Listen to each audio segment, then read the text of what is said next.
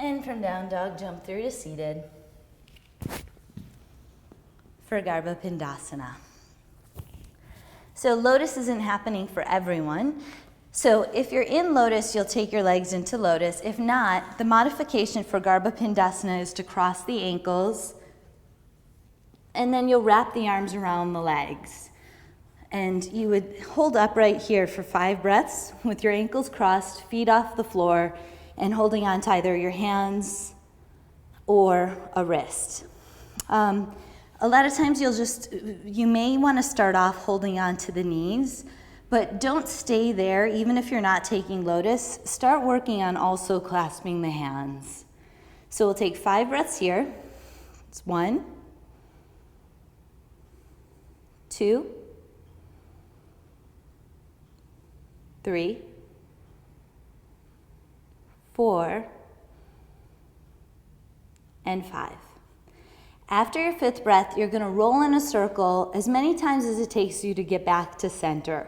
So as you're rolling, it's an exhale to roll down the right side of your spine and an inhale to kind of swivel and roll up the left. And you do it as many times as it takes you to go around.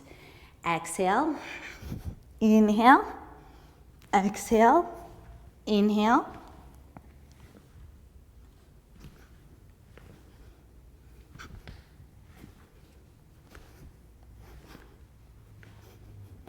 Once you come back to center, you rock all the way up, set your hands down on the floor, press your hands, lift your hips up, and hold here for 5 breaths, or feet as well. It's 1, 2, 3, 4, and 5.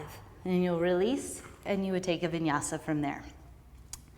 If you're taking the full version of Garbha Pindasana with the legs in lotus, then you take the right leg into lotus. Now, as you're setting up your lotus, make sure that, just as we did in Ardha Baddha, Padmasana, you want to make sure, and Ardha Baddha, Paschimottanasana, you want to really make sure that you press the outer edge of the baby toe towards the hip crease so that your foot isn't sickling here.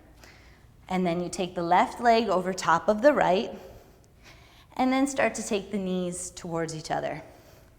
Now, the next part is that we have to take the arms through. So sometimes it helps to spray down your arms with some water if you have a water bottle, so that it's a little bit more, you can get the arms through a little easier with that lubrication. Otherwise, you can lift the left knee and reach the right knee down so that you have this nice little open space here.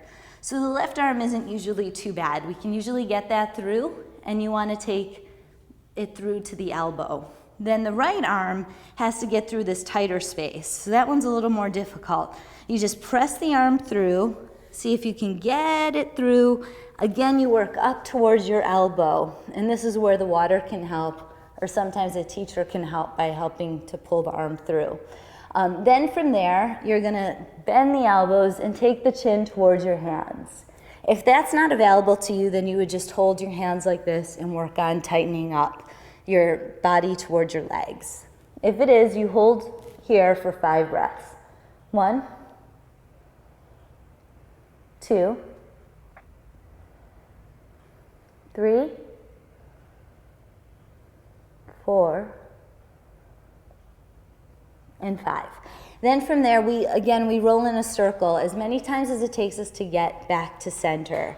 And when we roll in the circle, you actually duck your head under and bring your hands towards your head. So on the exhale back, inhale up.